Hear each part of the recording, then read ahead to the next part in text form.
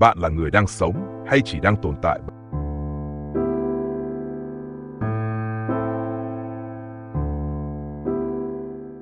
Có những khoảnh khắc rất yên ắng trong đời, khi bạn tự hỏi một câu hỏi tưởng như đơn giản, nhưng lại xoáy sâu đến mức khiến bạn phải ngừng thở.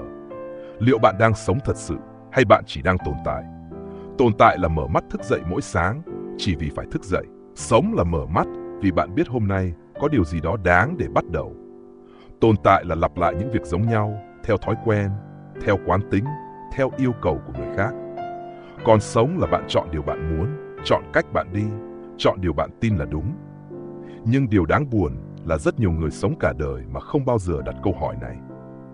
Bạn có thể bận rộn cả ngày, cả tháng, cả năm. Bạn có thể chạy như một bánh răng trong cỗ máy khổng lồ gọi là cuộc đời. Thế nhưng bận rộn không có nghĩa là sống. Làm việc không có nghĩa là sống. Kiếm tiền cũng chưa chắc đã là sống. Nhiều người bận đến mức không còn thời gian để nghĩ xem mình muốn gì, và thế là họ nhầm lẫn giữa sống và tồn tại, nhầm lẫn giữa chuyển động và tiến về phía trước, nhầm lẫn giữa cơm áo và ý nghĩa cuộc đời. Bạn có để ý rằng khi còn nhỏ, ta sống bằng trái tim nhiều hơn lý trí. Ta biết mình thích gì, ghét gì, muốn gì. Ta thích vẽ thì cầm bút mà vẽ. Ta thích chạy thì chạy. Ta thích hát thì hát. Còn khi lớn lên, ta bắt đầu đánh mất phần sống thật ấy. Ta bắt đầu sống theo những giới hạn người khác đặt ra. Ta sợ bị đánh giá, sợ bị chê cười, sợ làm điều khác người. Và thế là ta bắt đầu tồn tại. Ta làm việc để an toàn. Ta nói những điều an toàn. Ta sống một cuộc đời mà ngay chính mình cũng không cảm thấy có hơi thở. Người trưởng thành dần quên cảm giác được sống một cách đầy đủ.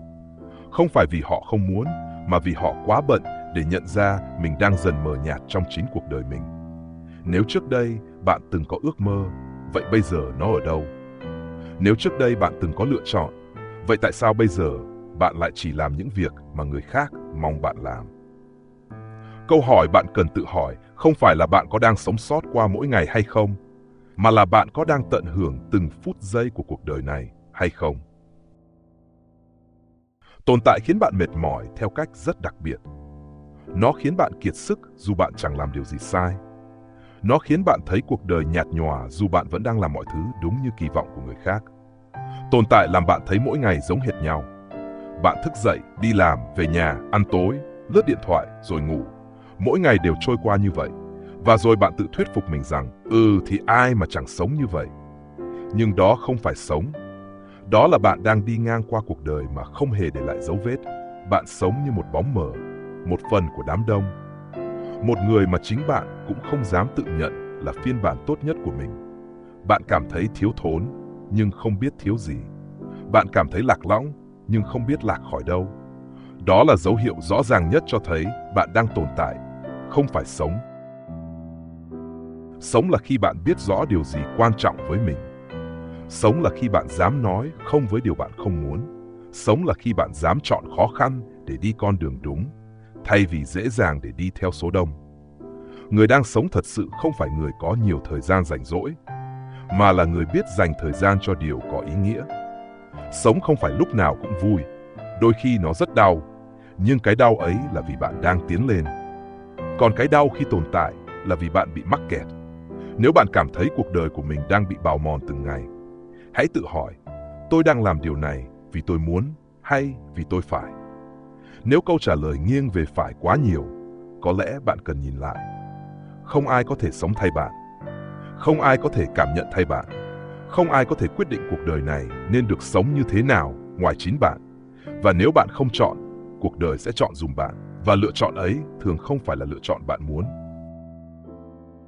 Một dấu hiệu rõ ràng của việc chỉ đang tồn tại là bạn luôn cảm thấy mình đang chờ đợi điều gì đó.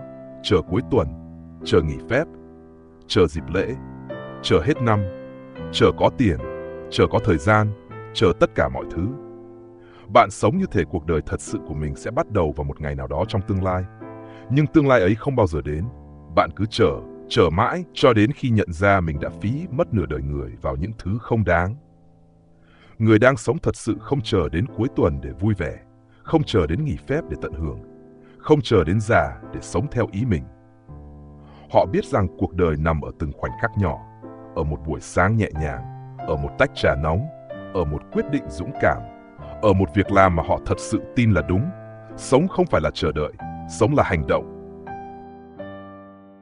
Có những người nghĩ rằng họ sống vì họ có công việc ổn định, có nhà, có xe, có đầy đủ mọi thứ mà xã hội cho là thành công. Nhưng sâu bên trong họ cảm thấy trống rỗng. Họ không nhớ lần cuối cùng họ làm điều gì đó khiến họ hạnh phúc thật sự. Họ không nhớ lần cuối họ sống cho chính mình là khi nào. Họ bị cuốn vào quỹ đạo của những kỳ vọng. Và thế là họ tồn tại trong vỏ bọc của một cuộc đời coi như đủ, nhưng thiếu hoàn toàn sự sống. Sống không phải là chạy theo tiêu chuẩn của người khác. Sống không phải là ép mình vừa vặn vào khuôn mẫu xã hội dựng lên. Sống không phải là chứng minh với thế giới rằng bạn đủ tốt. Sống là chứng minh với chính bạn rằng bạn đang đi đúng hướng, rằng bạn đang trưởng thành theo cách bạn mong muốn, rằng bạn đang viết nên câu chuyện mà bạn không phải xấu hổ khi kể lại. Bạn phải hiểu rằng sống là một lựa chọn. Một lựa chọn đòi hỏi sự dũng cảm. Dũng cảm đặt câu hỏi. Dũng cảm chấp nhận sự thật. Dũng cảm rời bỏ những điều không còn phù hợp. Dũng cảm dừng lại khi thấy mình đang đi sai đường. Dũng cảm bắt đầu lại. Không ai dạy bạn cách sống cả. Họ chỉ dạy bạn cách tồn tại. Còn sống thế nào là do bạn tự tìm câu trả lời. Hãy thử nhìn lại chính mình. Lần cuối bạn làm điều gì đó chỉ vì nó khiến bạn vui là khi nào? Lần cuối bạn cười thật sự là khi nào? Lần cuối bạn dành thời gian cho điều bạn thích là khi nào? Lần cuối bạn cảm thấy mình đang sống thay vì bị kéo đi là khi nào? Nếu bạn không nhớ, đó là lúc bạn cần điều chỉnh lại cuộc đời mình. Bởi vì bạn không sinh ra chỉ để đi làm, trả tiền rồi chết. Bạn sinh ra để sống.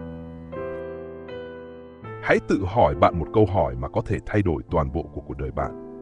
Nếu ngày mai là ngày cuối cùng của đời mình, bạn có muốn sống ngày hôm nay theo cách bạn đã sống không? Nếu câu trả lời là không, bạn đang tồn tại. Nếu câu trả lời là có, bạn đang sống. Sự khác biệt nằm ở từng lựa chọn nhỏ bạn đưa ra mỗi ngày. Bạn có dám sống thật với lòng mình không?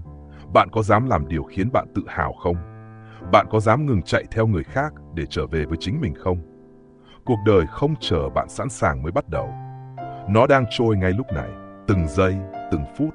Bạn không thể sống lại tuổi trẻ, không thể sống lại những năm tháng đã mất. Nhưng bạn có thể sống phần còn lại bằng tất cả sự tỉnh thức. Bạn có thể chọn sống, chứ không phải tồn tại. Và hãy nhớ rằng không ai có thể đánh cắp cuộc đời bạn, trừ khi bạn tự trao nó cho những thứ không đáng. Vậy nên từ hôm nay, hãy bắt đầu sống một cách có ý nghĩa. Sống chậm hơn một chút, sâu hơn một chút, có chủ đích hơn một chút. Sống như thể mỗi ngày đều quan trọng, vì thật ra mỗi ngày đều quan trọng thật. Cuộc đời này không dài như bạn nghĩ. Đừng phí nó vào việc chỉ tồn tại, hãy sống. Như vậy, các bạn đã ở lại đây đến giây phút này. Tôi thật sự trân trọng cách các bạn lắng nghe.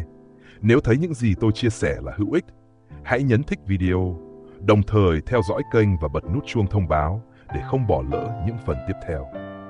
Cũng đừng quên chia sẻ video cho người khác, vì đó chính là động lực để tôi tiếp tục công việc của mình.